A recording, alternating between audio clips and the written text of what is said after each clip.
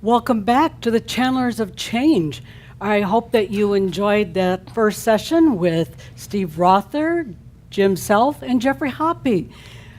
So now I think we all heard enough information that it's pretty easy to imagine that there are questions, that people would like more information. Are you ready for questions? Those of you listening from Facebook, eventually you'll be able to find this on our different websites. But now it's time for questions. I think I felt some hands going up, so I think we're ready. Are you ready? Everybody Ready. Yeah, and let's, if they would ask, they can ask to a specific Sure. channeler, and then the ones who weren't asked directly can contribute a little. So we'll allow you the answer to be, you can direct the question to one of the specific channelers, and the other channelers will perhaps add to the question if they would like to add to the answer. Okay? Correct. Okay. We have people ready. I've got the mic ready. So when if you've got that question, I hand you the mic. Please hold it up close to your mouth so it's very clear, and stand up so that we can see you. Okay, here we go. First question. There you go. Hello, thank you for your discussions. I was wondering about selfishness and being selfish in a good sense for us. How do emotions play in that part? Who'd you like to ask that to? Anyone who wants to answer, please. Oh. Thank you. You know, my past life was so bad that I had to name myself Jim Self this time. That was good. Yeah. So I didn't forget.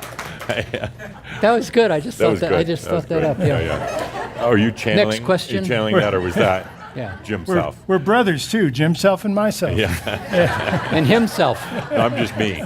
Oh, sorry. Me, sorry, myself. we're off on a tangent. Yeah. So, Go ahead. All right. So emotions there's a whole lot to that. Emotions are simply sound tones and patterns, but that's another story. So we walk around with these emotions, and one of the things in the third dimensional space that's challenging is average person walking on the street is unconscious of being unconscious.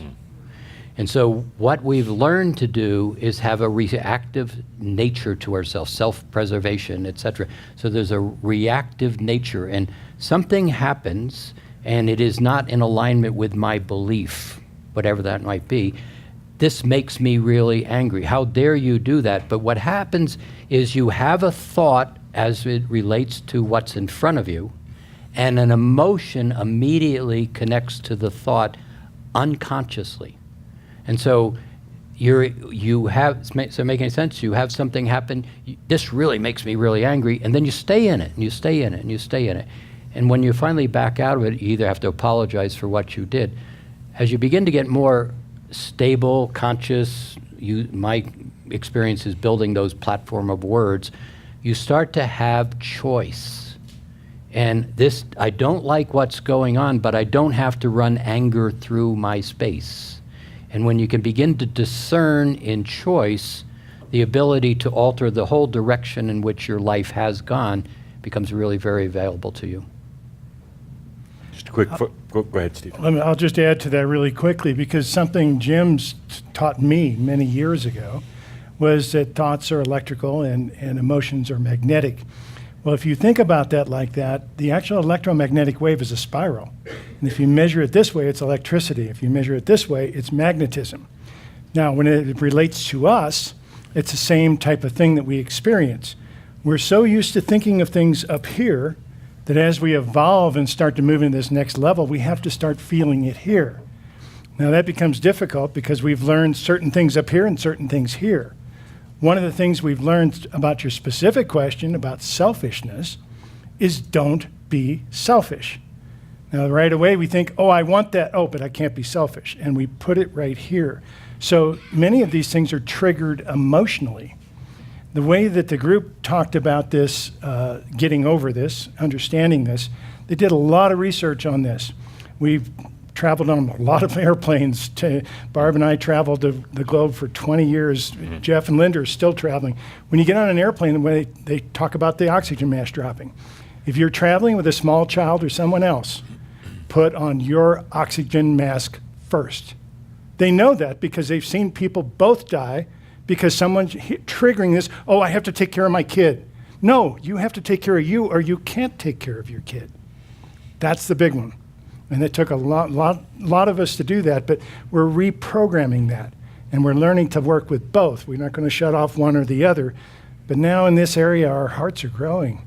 And we're learning to think with our heart and feel with our head, which is pretty unusual for us. But hopefully that answered a little of your question.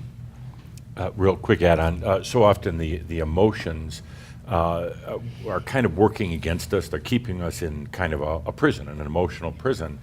And when we think about being self-full, allowing things in our life, abundance, happiness, all the things that are really quite natural, the emotions jump in and almost block it.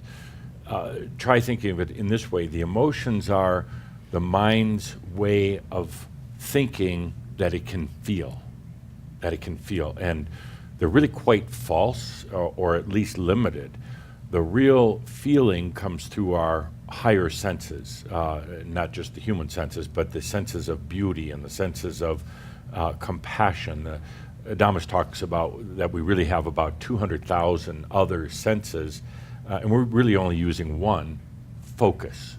Get us absolutely focused in this reality.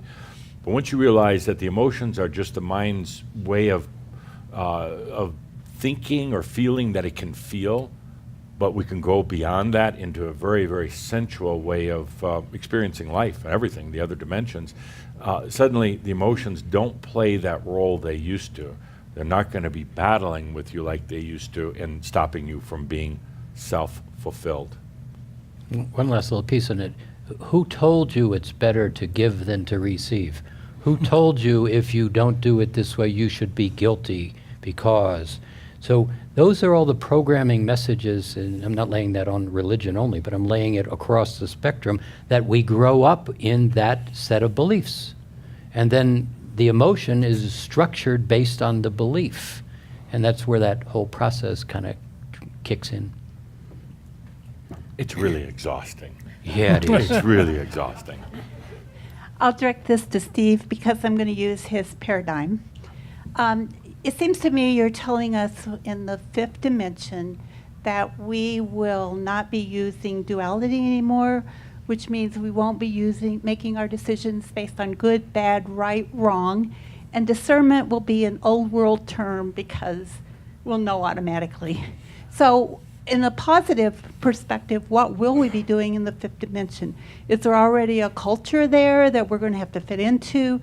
Is it totally blank? And I know you're going to say we can do whatever we want to do, but could you be a little more specific on the types of things we'll be doing in the fifth dimension? Sure, absolutely. Well, we're here, so let's don't talk about it like it's in the future. We're in the fifth dimension right now. We keep opening our eyes every morning expecting a third dimensional reality, and we create it. We're conscious creators.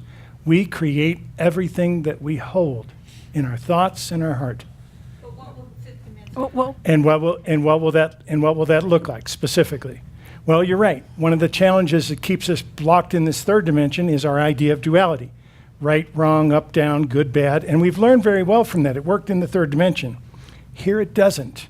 And many times we find ourselves restricted and completely blocked by our old beliefs that worked over here that don't work over here. So what does it look like? What paradigm do we follow? Well, as much as I'd love to give you an ABC, we're making this up as we go along, all of us.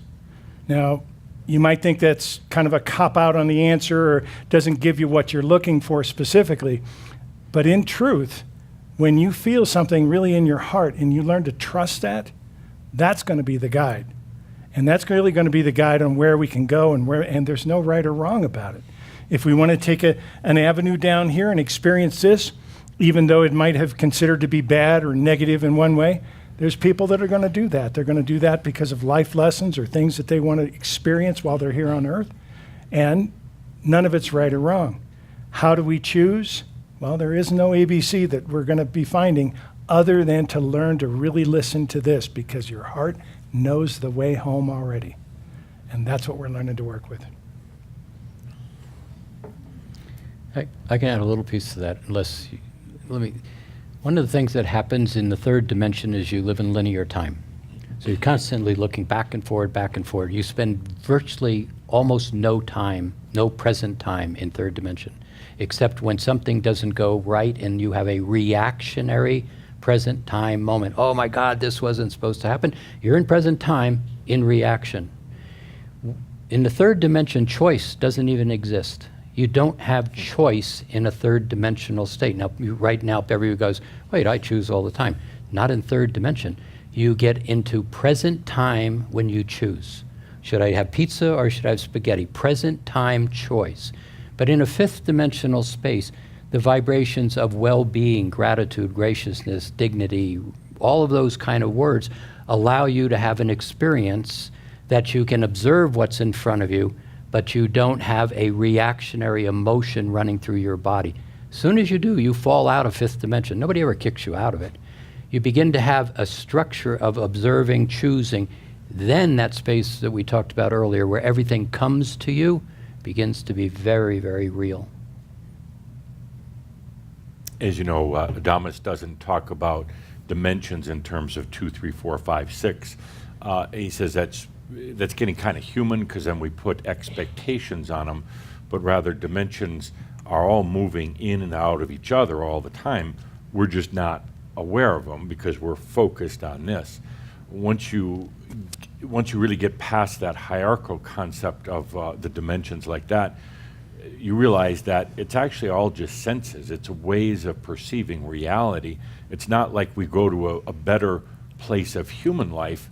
You begin actually in what you all would call the fifth dimension. You're coexisting. The human, the master, the being that's still in the wall of fire, the being that's absolutely enlightened. You're all those things at one time, and there's not a lot of delineation between them. They're all just swirling in and out. To the human at first, that's pretty confusing. You get almost dizzy with it, and you try to resort back to old logic, old ways of thinking, but eventually you just allow it. And you suddenly realize how multidimensional you are, and while the human can be having a bad day, the master can be absolutely enjoying the sensuality of life, and not just life in this dimension, in this reality, but everywhere. Hey there, this is for Steve. When you talked about the group saying this, I guess it's a question for the group. Sorry, I should hold it closer. Like about this. Can you hear me? You said that wait till you see what it's going to be like. Who's the group referring to as you? Is it us, like our enlightened beings, or everybody? Thank you for asking that question. They use that word to mean the collective you. They use it all the time. In fact, I've had difficulties with some of my editors who say, do you understand how much you use the word you? And they do. They talk about the collective of humanity and how that is, because none of the group has ever had an incarnation on Earth except for me. So when they talk about you, they're talking about the collective vibration of humanity and who's listening, basically. You ought to invite them down here to have I a have. They have declined over and again, yes.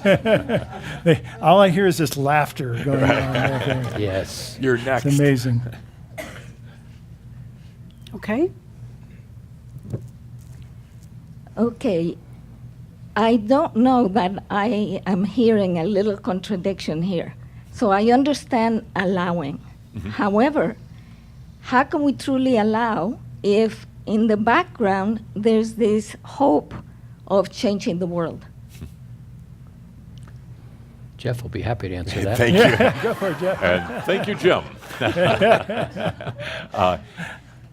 That's a tough one. We're all invested in this planet in a lot of ways. A lot of us have been here since the early days, pre-Lemurian even. And we have such a deep love for the planet. And to hear Adamus and some of the others to say, you're not going to save the planet, not that it's going to fall apart, but let it be what it is, that's kind of tough. And it took me a long time to really allow that. And in that allowing, I realized that all my stressing about the world, the stressing about the community or family members or anything, it really wasn't doing any good anyway. If I would just take care of myself, allow myself, and as Jim said, at least love myself, that's going to make the biggest difference on the planet of anything. But if you do it to make the difference on the planet, it's not going to work. It's going to bite you in the arse.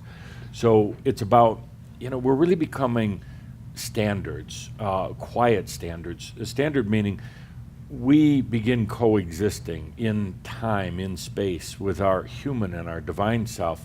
We begin that, and we allow it. We are the and other people are going to sense that. They may not say anything, or they may spit on us, or who knows, but they're going to sense it. That's going to set up a whole new layer of consciousness for those who are ready, for those who say, enough of limitation, of wars, of poverty, of Adamus is having me write a book. By the way, Steve, I agree. I don't like books so much. They take so long to get out, but of course then Adamus pops in and says he wants a new book. And one of the chapters is called The Hungry Planet, with everybody feeding all day long, not just food, but emotionally off of each other, energetically off of each other. And I think we're going to be the first to stop that trend. We're going to stop the trends in our ancestral biology that's been going on for generations. We're going to stop the kind of the disease that's carried in the body. We're going to stop the old thoughts that are carried in the body. We're doing it quietly, not up on soapboxes, and not professing more beliefs.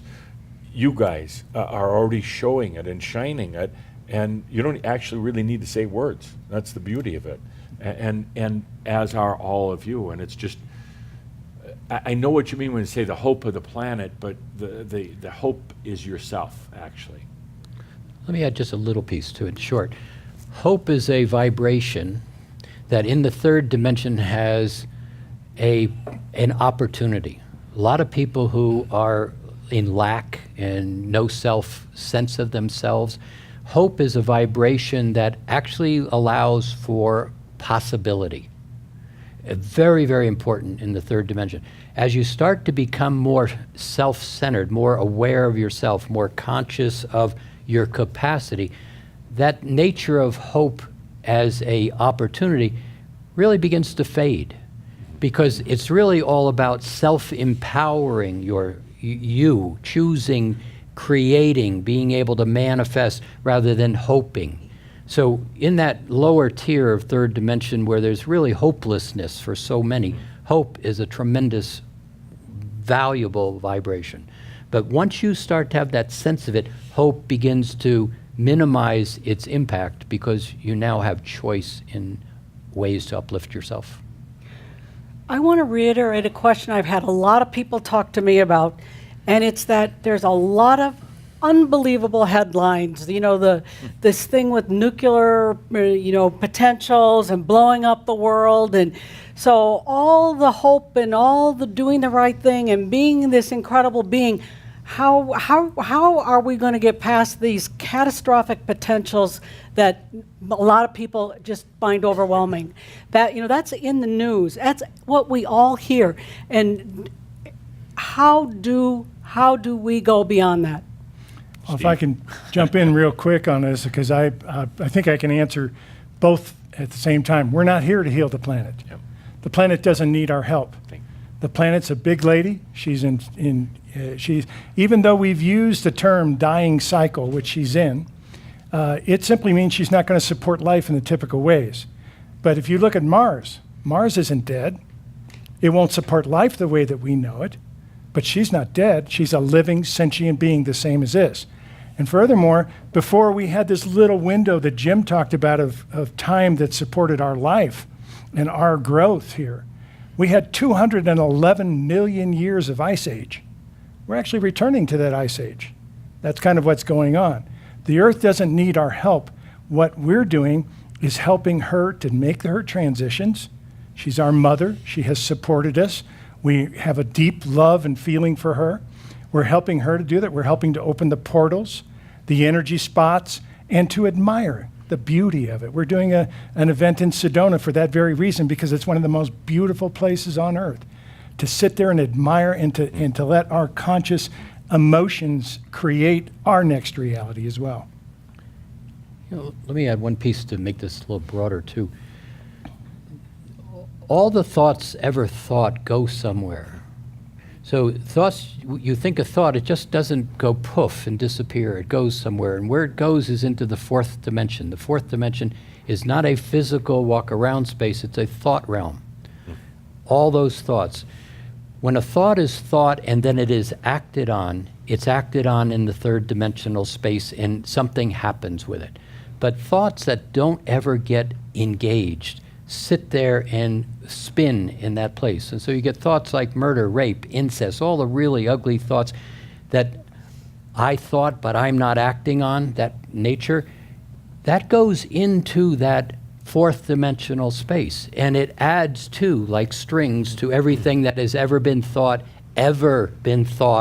like it previously. War, rape, murder, all of those things.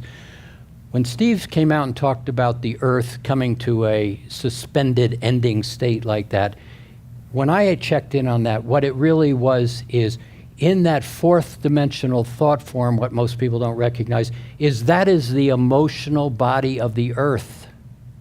All those thoughts are sitting in the emotional body of the Earth. That's not the space the Earth is willing to take with her into the next iterations. So when you see this nature of the Earth coinciding with human beings saying, I want something better. I know there's something better. I'm going to create something better. I'm the creator individually.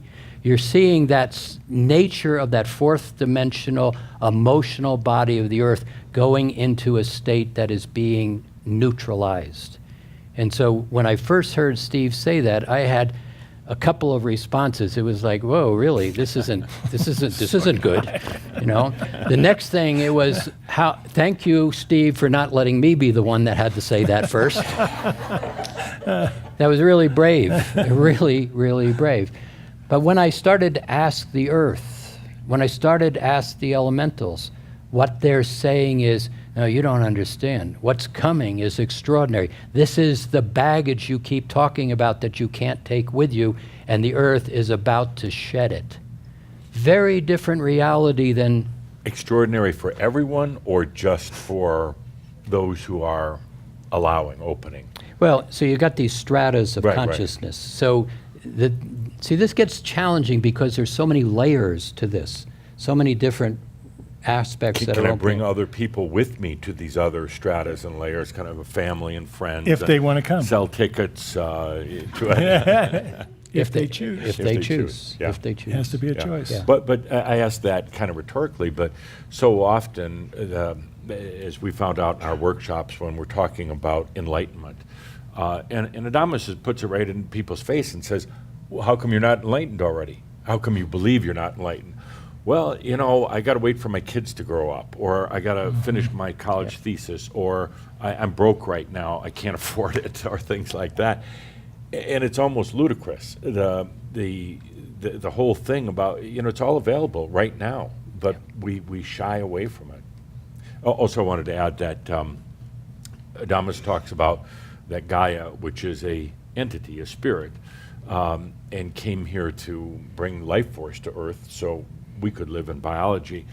He says that she's leaving over the next couple hundred years, slowly departing, done her job, you know, it's over with now, so she's leaving and giving the responsibility to humans. And in a way, they're resisting that. It's like mom kicking the kid out of the house, but it's the other way around.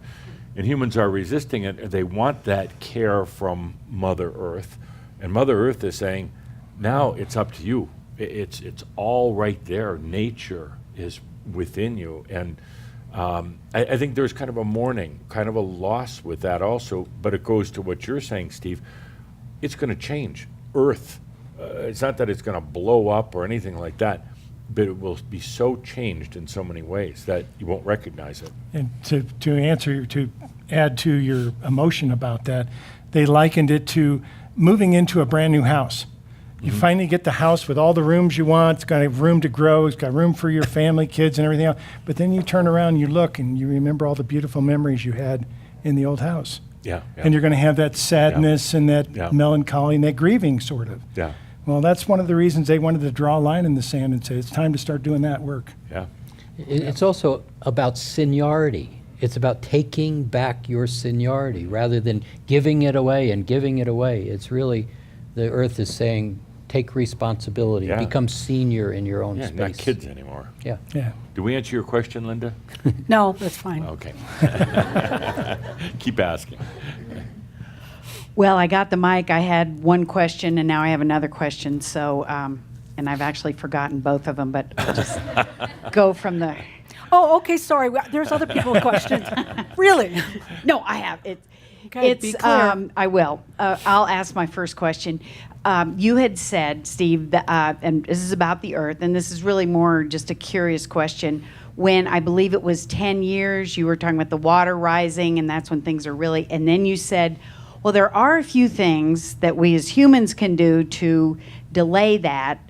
And is it like, take the bus to work or recycle, or is it more of the shine and The shine and the evolution of the spirit in the physical body is for us.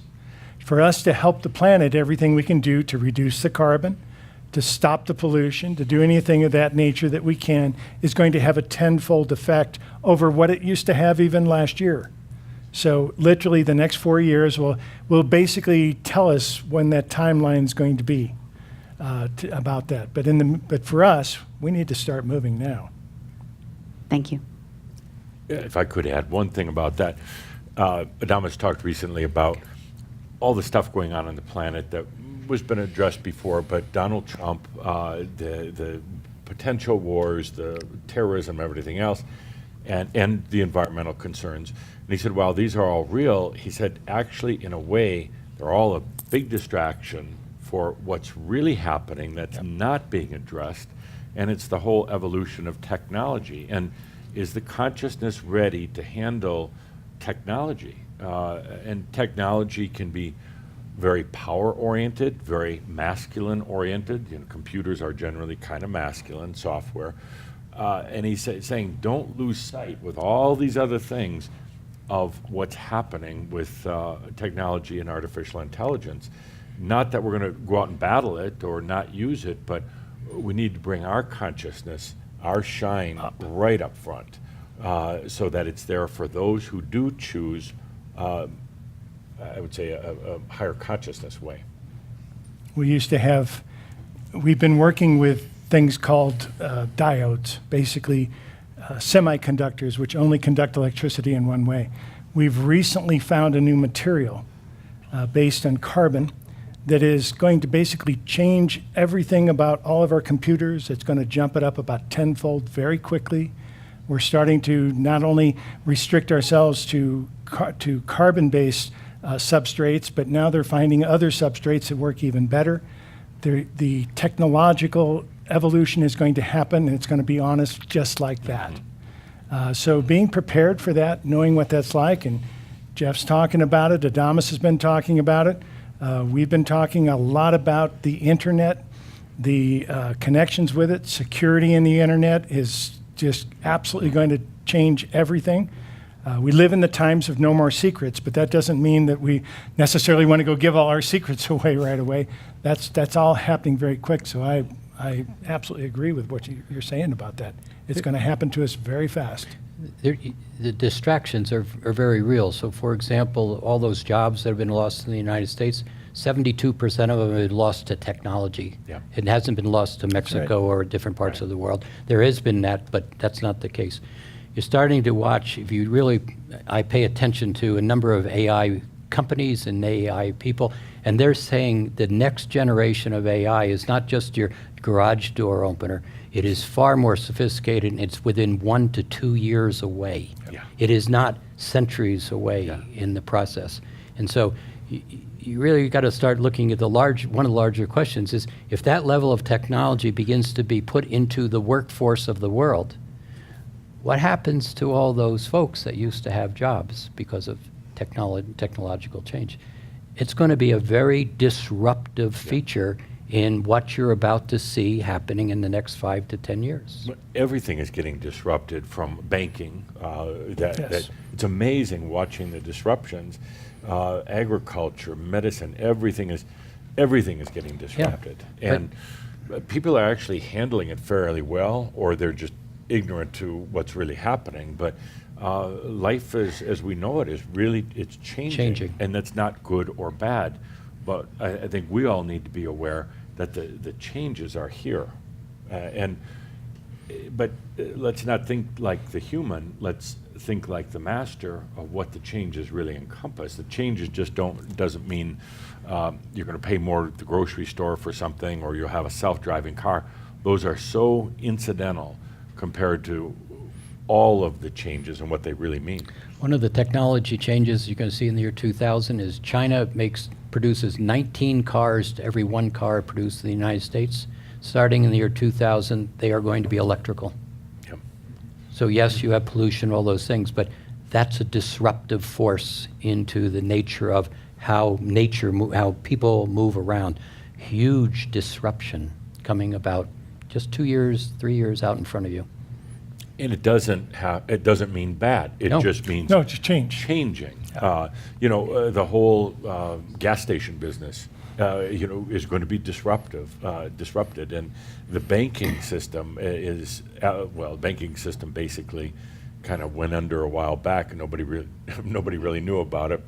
And that's changing everything. Let me give you one more piece of that. In India. India has just done something absolutely extraordinary. So you get about 1.9 billion people, more population than you have in China.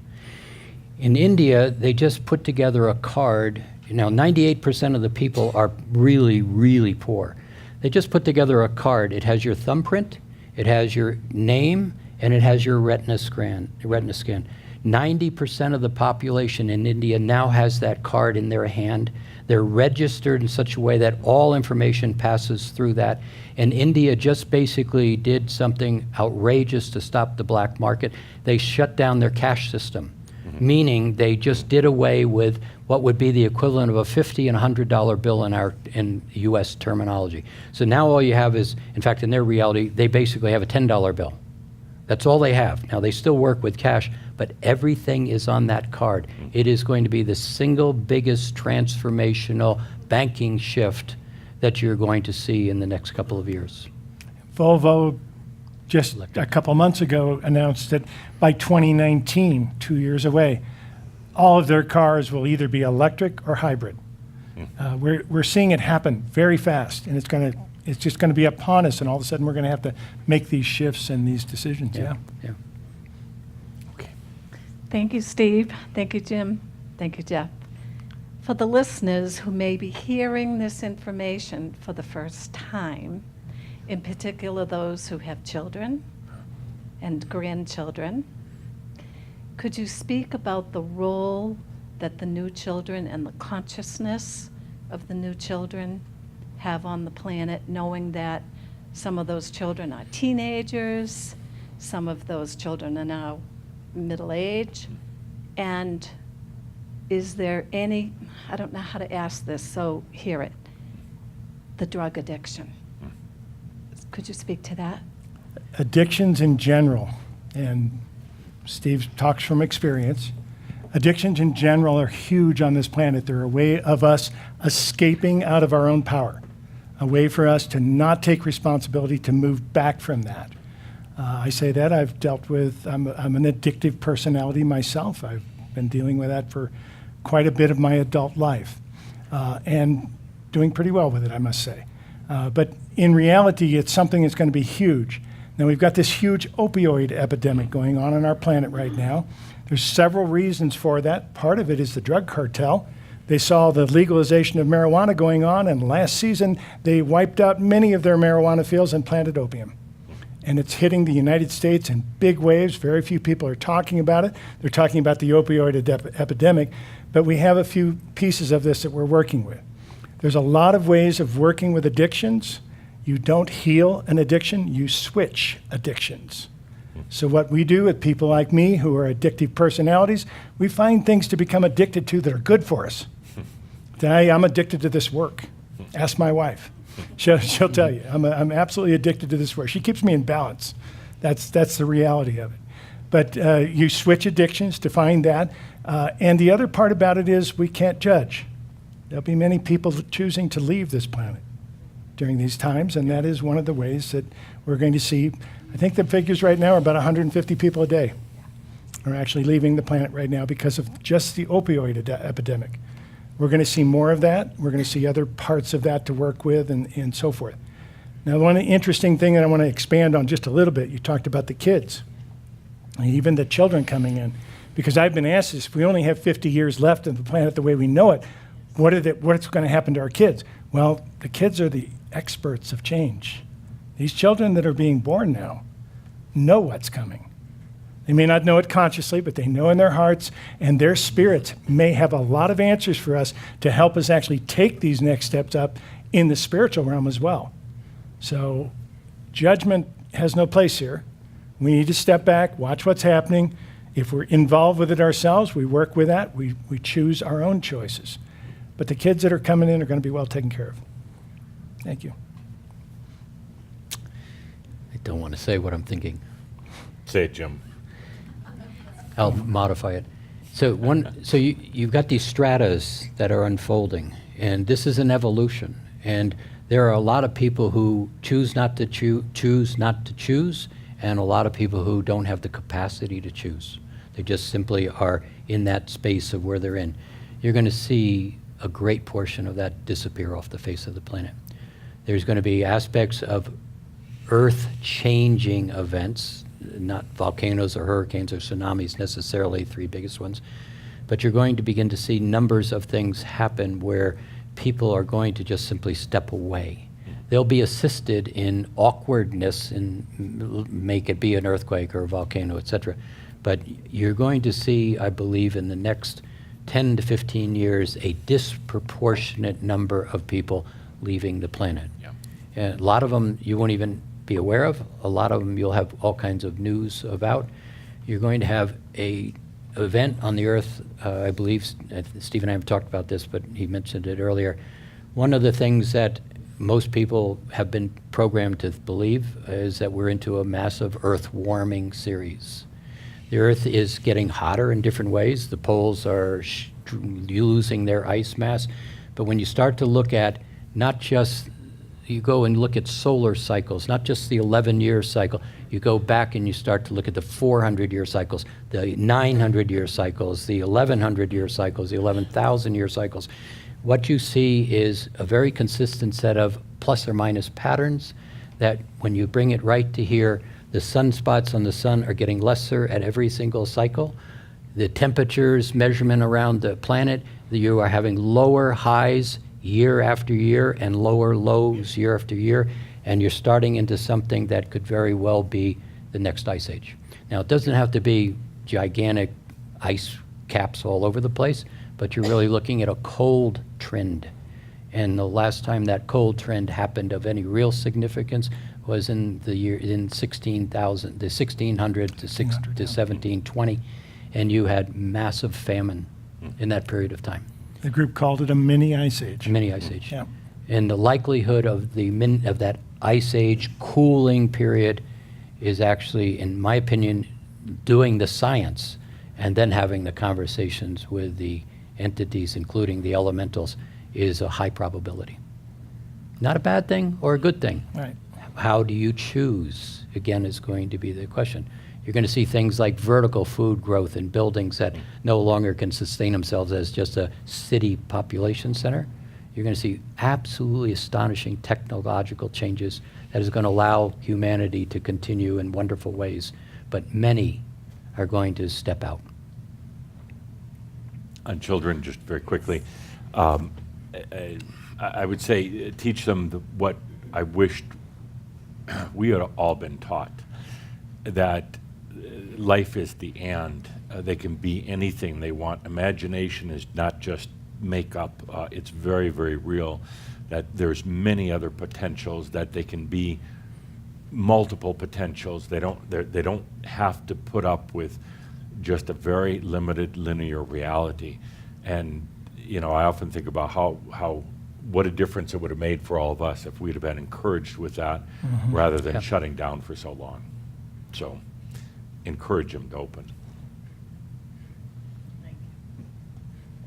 So we've been dipping our toe into talking about the dimensions all afternoon, which is grand. And we had a short conversation earlier about the fourth dimension. And we've been swimming in that fourth dimension for a long time as a species, and we kind of get it. But now the fifth dimension's here, okay, maybe 2012, if we fully embodied maybe by the end of next year. So there's things happening to this third dimensional vehicle, right? And it's happening to everyone. Also, you're talking about how that fourth dimension has to change for the Earth to be ready to do whatever the Earth's next step is. So what would you say about where we need to do it, and what, there's nothing to doing there, but it will require like this fifth dimensional consciousness to be embodied at a certain level for that to occur. So I'm just wondering what you guys might want to share with us about that. Well, I would say that the body is already starting to go through major changes. We don't even know all these new ascension symptoms that we're starting to see. You're going to see, obviously, the biggest change that we're seeing is a digestive system in general. The way that we work with our food, the way that we integrate energy into our body is starting to shift, especially as we start to lose density of the body. Because even as we're making these small steps into more of our spirituality, we step more into light body. We're holding more light in our physical bodies than we ever have before. And our digestive system is changing accordingly. Acid production in the body, the way we digest our foods, and we're also going to see weaknesses in certain areas. I'd rather not get into that right now because we can also cause a lot of harm by sending out fearful messages at the same time. But people will have certain weaknesses and so forth in other areas of their body that will quickly pass, but we tend to go through it as a group of people. And one of the first areas is the way that we integrate energy into our being. Yep. One thing I'd suggest is something Adamus talked about very recently. On our linear reality, here at the end of the linear line is death. And we've just assumed that death means that the body dies and you leave and go somewhere. He said you start readjusting the whole concept of death. It would be like if it was on a slide rule. Move death over to about right here, right the now moment. Allow yourself to go through death and realize that the body actually doesn't have to die. It's a very old concept that death means a physical death. Allow yourself to go through that evolution process, go through a death. You'll wipe out the fear of death, and you'll be able to live in a whole different consciousness. And it also sends a signal to the body, you're not going to die in the old conventional way. This is such an opportunity for all of us to shift the whole concept of death. Do it right now, get it over with, and stay in your body, and have your mind, but a lot more clear, and have consciousness, and have imagination and senses. So just slide that whole concept of death to now, let yourself go through it, and it's really a wonderful form of freedom. There's a transformation that's happening to you that you don't know about. I'm talking to you, me, all of us in a lot of ways. One of the things that's happening, again, around the Earth is it's taken the last 400 years, the Earth's magnetic field has lost about 10% of its shielding protection. In the last 10 years, it's lost 17% more. The extraordinary amount that the shields are weakening from the standpoint of the suns. One of the things that's happening, if you look at the science, they're going to tell you, well, gee, the gamma radiation is going to be penetrating, and nobody's died from gamma radiation yet, and the odds are it's probably not going to happen in the context where I'm talking. But what I can tell you is the new waves that are coming in are not, you can't meter them. There's no technology that recognizes these new waves that are coming in. And so a lot of the shielding that's being lost is really allowing a lot of this to change. One of the places it's affecting you is in a part of your brain called the hippocampus. Hippocampus deals with emotions. It deals with pairing or bonding or coupling. I like you, you like me, collective nature of us. But it also deals with memory. And it's almost if you look at a square with 1,000 pixels on it, the little pixels are just starting to change. The imaging, your memory structure is being reconstructed. And a lot of what you're remembering is where you came from, who you are, what's happening. But when you start to hear things like the magnetic fields are breaking down, et cetera, the tendency is, oh, that's not good. And so I think what we're really saying here, and I'm saying it with this piece, is don't assume a lot of these changes that are coming about are destroying the earth or destroying you or wiping away different things. There is really, you are evolving as a human being. We are changing the entire functionality of the species. I know in the work that we do in Mastering Alchemy, now watching, 500, 600, 700 people now stepping into that living light body after spending 3 years of week after week after week, specific instruction on how to.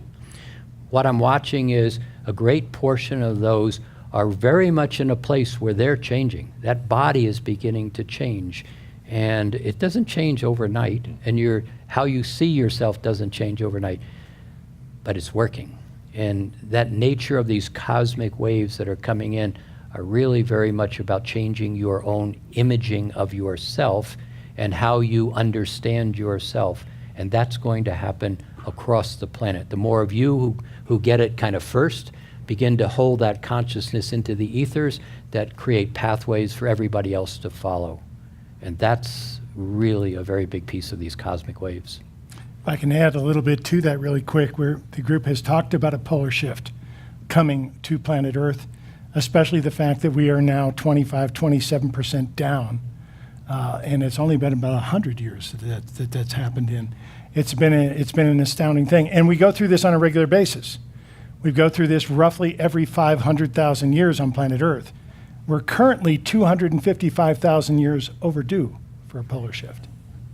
So you can kind of see how we've gone through this stuff. And is that a life-changing event? Well, there's a lot of things that are shifting, that are going to have to do with this. That is not on one. That's only one of many things that the Earth is going through during this process, and that the group says we're actually going to see about in the next 50 years. And these things aren't plus or minus, black or white. These are evolutionaries kind of walking the spiraling staircase. And what was at this particular strata is not at this strata. So the perception of, oh God, this is how it's going to be, this isn't good, really begin to start to temper that a little bit and look for what's spectacular possible. And these blossoming points on these new waves are already changing how you're going to perceive in the next 5-6 years. Well, I think that's one of the reasons they came out with this line in the sand, so to speak, is so that we wouldn't get freaked out when we start hearing some of these things taking place. And the other thing that they said to watch for is our understanding of a tiny, tiny particle called neutrinos. Oh, yeah. Neutrinos come in from the sun all the time. They're so small, billions of them pass through our body. We don't think they have an effect on us, but they do. They're part of the light structure we're going to start to see. And all this is good to know. Yeah. So we're more aware when it does happen, we don't freak out. Right.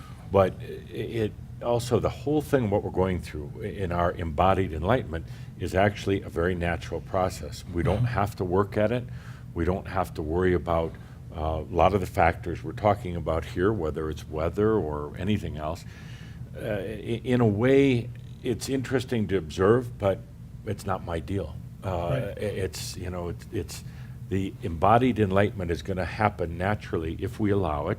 We don't have to know the science, but having a knowledge of the science is helpful. We don't have to force the process at all. As a matter of fact, the more we do and the more we work at it, the more resistance there is to it. And as Adamus says, it really comes down to allowing. Take a deep breath, dear human, and just allow what comes in with the master. We reserved our spot for this, Damn to watch right. it, to be here, to evolve into it. Yeah. Not to be affected by it, not to be hurt by it. Yeah. We wanted to be here right now to watch this whole thing happen. Yeah. So thank you, all the three of you. It's been really amazing. And, if we are all becoming aware that we are creators, like full right creators, and we have experienced this time kind of not knowing that in this collective creation, in this co-creation, we are here. So now as we become more sovereign beings, how does that look like? How does co-creation and interaction between us looks like? Because before it was like, you know, in this, if we look at from our individual standpoint, it was moving through time, you know, kind of pushing to try to create your life and blah, blah, blah. And then you had interactions with other people. And now how does that look like, I mean, from your perspective, as sovereign beings? Because sometimes it seems to me like, you know, we get into ourselves and we project this wonderful hologram, so to speak, but it's like everybody's creating their own. So it's like suddenly it's not the same type of creation or this space we are sharing together. It becomes more like my own space and where's the others? And sometimes I feel that that's what makes me kind of long or be sad about the change of the earth, because this interaction between us has been delightful. So how does it look like going forward? Good question. Thank you. Well, I'll jump in. I think it moves from when we created something, we always used to have the ABC. You've got dozens and dozens of books and courses and stuff out there on how to create on planet Earth, how to become rich, how to become wealthy, how to create relationships. Well, you don't create a relationship, you blend a relationship. You don't create a lot of these things in the fifth dimension. In the third dimension, that actually worked. One of the things that I read, I wanted to have abundance in my life. So I set these goals. Well, they say be specific, say exactly what you want, envision exactly what you want. Today, the group says, hey, you're limiting spirit by doing that. Yeah. That doesn't work in the fifth dimension. So we have to start thinking about a whole bunch of stuff. So rather than consciously trying to push, we blend, we allow. We hold an image almost like a magnet and we draw it to us. And then the hardest part is accepting it when it comes, because that's what a lot of people naturally resist. We always make the joke about it where, you know, we come and we want this and we want this and and then it comes and all of a sudden we move out of the way and we go, oh, that must be for somebody else. Because we don't know how to receive sometimes too. So it's allowing rather than consciously creating. Billy, were you talking about co-creating with other people? I mean, with other people. How would the the co-creation between sovereign beings would look like in the physical? With other sovereign beings or with everybody? No, other sovereign beings. You know, this type of creation that contains consciousness and that has compassion and that's not really trying to create something to change the changes in the world or to affect the changes, but to actually create. Because if this earth now is co-creation, you know, sometimes maybe I'm thinking linear still, but it looks like earth going on, real this kind of simply, collective what too. Adamus is talking about right now, particularly like in Kihak, get over the idea of co-creation, whether it's with other people, because you're moving into a level of self-creation and coexistence with yourself, with the many I ams that you are, the many aspects and facets. He said the whole idea of co-creation, you know, he did that, I didn't, but he said just get over it, and you're going to realize there is no co-creation even between sovereign beings. And it's kind of sounds a little harsh at first, but he said just get over the whole concept. A sovereign being doesn't need to co-create.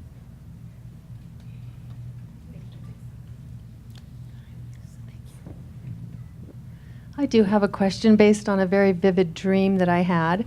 I've never really looked into or been interested in aliens, UFOs, those kind of things. But in this dream, I stepped out of my front door and there was no veil between beautiful UFOs, many of them, the mass consciousness of the neighbors and just mass consciousness in general was absolute fear and confusion.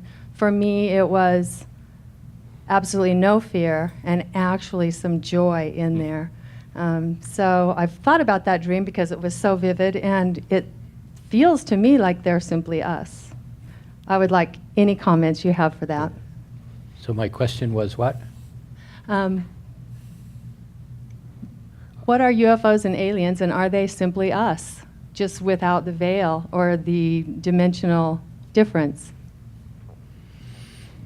I would say that in dreams, there's really two different things. In a dream like that, it would be more about you're interpreting the higher self, your own harmony, as the aliens, as a outer force that's come in, and it's actually really cool instead of being disruptive.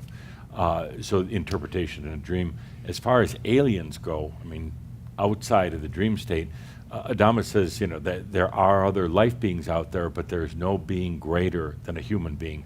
Don't believe the Palladians when they come in. He doesn't like them at all. It caused trouble before, yes. Yeah. Again, been thrown out of a few workshops. But he says, there's no being like a human being. They don't understand. They haven't walked in our shoes. They don't know what love is. They haven't experienced it. Right. They're trying to find it. They're probing us. Where's love? Well, they're not going to find it in the body. So he says, honor and respect that they're there, but these people who worship them or even listen to them like they've been here, he says, there's no greater being than yourself. Why listen to anybody else? Yeah, I do believe that we are not alone in this universe, absolutely. Yeah. But I also do believe that we have different levels of beings that have retained different areas, some in technology and some other areas. But I agree with what Adamus said, absolutely. We're the highest level. All eyes of the universe are on this experiment right here. Now. Exactly. Right now. Yep. Where everybody's watching us to see we're writing the future for everything that is. Yep. And because we are the highest level. There's a part of that. The third dimension does not just limit itself to the Earth. There are universes that have been shut down. They're quarantined. They're stuck in that much more negative, good, bad, right, wrong domination than we even are. And one of the things that is absolutely clear from many of the beings that I talked to that were not part of the fallen consciousness, the archangelics, lords of light side of it, they basically say everything you're doing is about disrupting the third dimension everywhere. Not just on this planet, not just this parsec of the solar system or the galaxy, but places that, and they just, you can just feel the smile when they're talking because they say, we know what we're talking about and you're just starting to figure it out in the most wonderful way.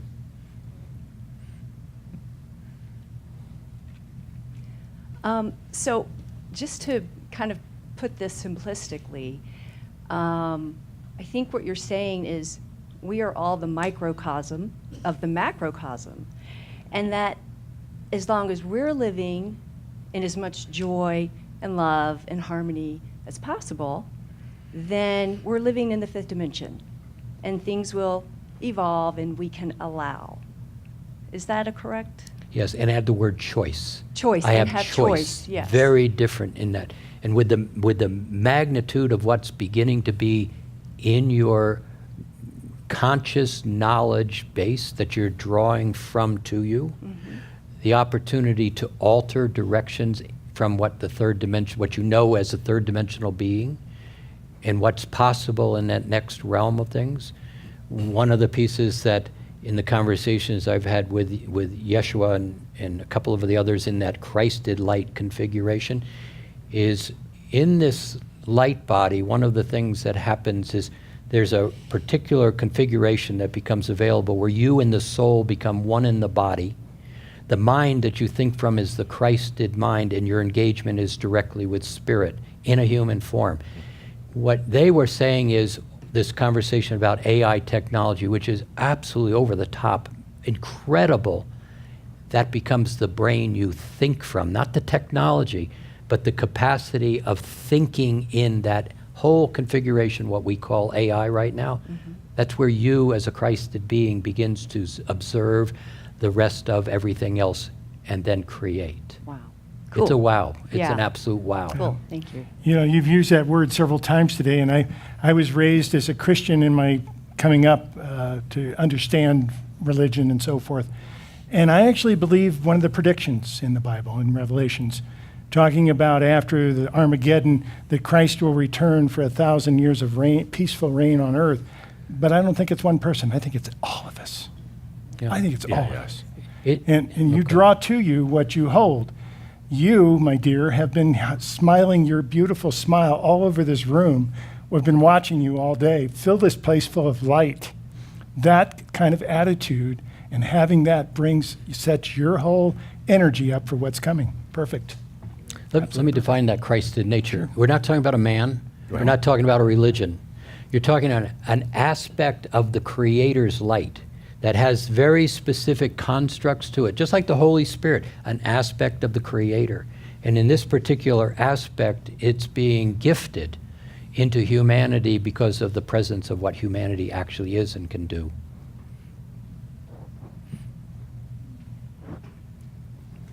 Hi. Hi. Okay, my question is, if we all exist in multiple existences, right? And it already happened, and we're already enlightened, and this earth already ended, and we had all of it. Then why are we forcing this one to change if we already have that other one already going into what we're trying to do here? I think the way Adamus explains it is that, and actually Tobias said it years ago. Actually, we could have just stopped after about the first year with Tobias. He said, you're already enlightened. And then the question is, well, how come I don't know it? How come I'm not aware of it? He said, because the soul, the I amness, has always been enlightened. Now it wants to go through the experience of what it was like to get there. And it wants the day-to-day experience, the real life experience. And it comes back to us. So how do you want to realize getting to your enlightenment? Do you want to do it the hard way? Do you want to suffer? Do you want to have emotional pain? Or do you want to do it joyfully? And that's where it comes back to what you're saying, Jim, the choice. We forget that we can do all of this. We can transcend death. We can transcend the things we don't like about being human. And that's the new earth, really. It's the things we didn't really like about being human, disease, the body, and fighting with other people.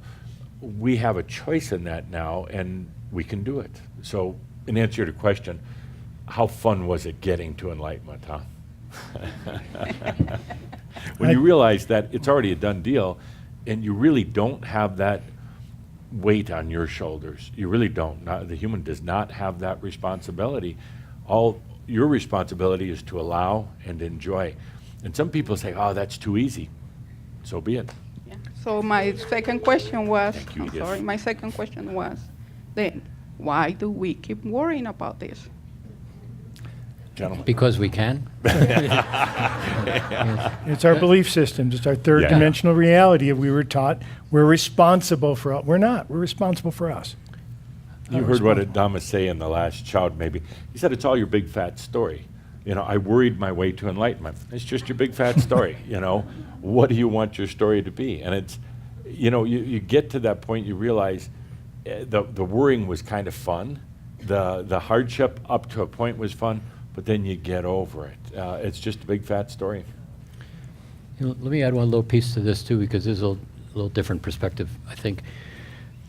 Because when I have that conversation about, well, why, your first question, how does it all work? One of the things that has been explained to me is, in a way, the soul, looking at the average person in the street, really doesn't even care about the average person in the street. Created it, That's right. created the average person, talking to all of us. But what happens is the average person is so caught in past and future, good and bad, right, wrong, should and shouldn't. There's no fertileness in the heart for the human being to recognize itself, to love itself. And the purpose, one of the purposes of the soul is to experience itself in physical form. Yeah. And the soul will not come down and play with you in right or wrong, good or bad. The higher self, which is kind of the bridging component between you and the soul, basically, it'll sit there and allow you to go through your garbage all day long, and it will not even comment. Smile. It'll Laugh. smile, yeah. It will. Yeah. But It'll laugh. neither part of that aspect of the soul will engage with you when you're in your stuff. But the soul's passion is to experience itself in physical form, in a human form particularly. And so when you start to begin to love yourself, like yourself, be certain, capable, gracious, happy in a fifth dimensional way, allowing others to be who they are, choosing how or not to engage, in that space the heart begins to be very fertile. And in that fertileness, you just got the attention of the soul. And it begins to engage with you as you start to build that light body, begin to change that Eye of Horus, for example, which is very much the brain, and engage it. All those intuitions and sensations that you have begin to be part of your thinking structure. In that light body, the soul has the opportunity to enter the physical, merging with you. it's in that space that the soul is really passionate about the experience. Hope that helps. Last question. Thank you. We've spoken a little bit about cosmic waves. Can you share a little bit more with us about the fourth wave, the one you spoke of, Steve, coming in October 22nd, as an opportunity for us? You were sharing that you'll be in Sedona, opening portals, being within the beauty. We have a group that will be going down to Mexico at that time at the Sun and Moon pyramids. And so I'm like, ooh, what great timing. So what can you share with us about that? All of the waves are coming in to basically help us bring change. Most people are feeling, the first wave was taken up by the animals. Okay, so the first wave was literally, that's why we're seeing so many animal challenges right now. They took that first wave in March, and most of the animal kingdom absorbed that wave for us humans. And now we're feeling the rest of it, and we're basically taking these in. Most people are feeling this as like a tsunami. Just before it comes in, we feel the recession. We go out and we think, oh, we can just go pick up the fish. No problem, let's go play. And then this big wave comes in, and many people feel it as an encroachment. That's especially the wave that we're in the midst of right now, which is why we're seeing so much craziness on this planet, why we're seeing things haven't seen for 20 years, because this wave is here and it's coming in. The fourth wave literally will be an integration wave. It's how we can take that. It's only going to be a few days long, but it will be very powerful, and it'll be about integrating everything that we've picked up and all the change this year. So that's what I could tell you about that one.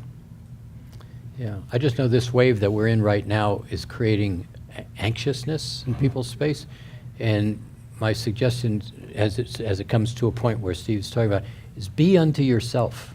Don't try to push against it or figure it out. Just start to be quiet unto yourself, because you're really, it's like a Mercury retrograde in a way where the first impulse is people go, oh, that's not good. Well, actually, it's quite extraordinary, because you get to pause, you get to observe, you get to rethink, you get to plan in different ways.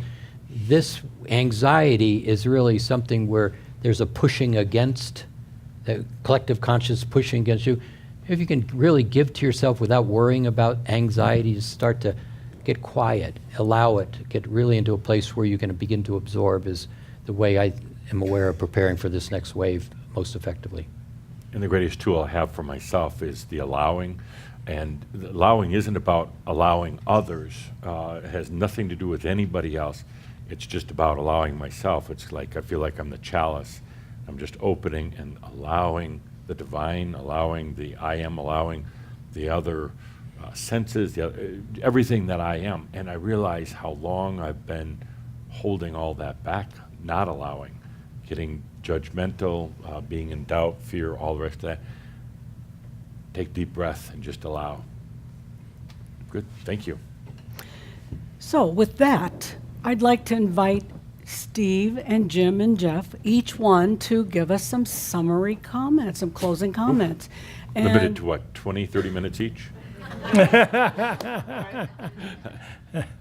Be conscious. Be conscious. Yeah. I'm going to hear that at home a lot. I'll start, sure. I'm going to start with a very quick story that the group's told before, but it really fits here. There came a time, and it's a story, it's not to be taken specifically, but imagine that you're home, whatever that is, call it earth, call it home, call it heaven, whatever it is, but you're not here on earth. And all of a sudden, people noticed that we were going to change the game. So this huge line formed to come in to play the game, to take a body, to take an incarnation. But when you're home, you're not dealing with the same things you deal with here on earth. You don't have egos. So things are quite a bit different. We recognize that we're all a part of each other. So even though this long line formed in heaven, if you will, the first person turned around and looked at the second person and said, you know what? You got a better chance of making a difference than I do. Why don't you take my spot and I'll move back? And there was this huge reshuffling of this line. And only the finest came in. And here you are. Mm-hmm. You're the ones at the front of the line. Thank you. You know, I heard that story a little differently. Yeah. See, the way I heard the story is the creators said, we're going to go have a new experience. And we're going to have this experience, and what you're going to do in this experience is you're going to put a bag over your head, and then you're going to go down there, and you're going to forget me, and you're going to forget yourself, and then you're going to bump around and try to figure out how to get back here. And it was you who said, send me. In fact, you pushed your way to the front of the line, knocked all those other people out of the front of the line, didn't wait for yourself to give up. You said, send me. And then you said to the creator, well, this bag thing, this darkness thing, how far do I have to go? Creator said, knock yourself out. And what you said was, just watch. And here you are. So I heard that story. Good. Actually, I heard the story a little bit different. We were all standing in line, and the creator said, you know, we've got this unique opportunity to go to this place called Earth, to experience some of the most sensual things you'll ever experience. Only in physical reality, only in limitation can you experience like this. But there's a little bit of fine print here. You're going to forget who you are. You're going to get wrapped up into things that, well, they're going to be called fear and doubt. You have no concept right now what those are like because, well, you're here, not there. You're going to get so lost and so desperate that you won't know what to do, but you're going to emerge out of it as this amazing creator in your own right. And the creator, full creator, said, so we need volunteers. There was a long pause, and everybody but you stepped backwards. And that's why we're here. Yeah. Just I think the thing that's obvious, big changes, don't stress about it. Really, don't stress. You're not going to change the world. The changes you're going through within yourself are the natural changes having to do with embodied enlightenment. Yeah, your body's going to ache at times. Your head's going to go crazy. Smile. You're just going through a very natural process of enlightenment because you chose it. You know, I'll just end it with the same way I started it. How do you choose? Yeah. How are you going to choose? You got all this ease and opportunity and allowing before you, but it really is, how do you choose? And that choice is, where do I put my foot next? Consciously, intentionally paying attention. How do I choose? So, with that, I would like each of us, all of you, whether you're listening online or you're watching from the studio, thanks to the Channelers of Change, Steve Rother, Jim Self, Jeffrey Hoppe. Thank you for the incredible information. Truly, truly appreciate it. Thank you for this incredible event. Thank you to the audience, live audience, the audience online, and thank you to our incredible production staff. Yep. So with that, thank you. We close this session. Thank you.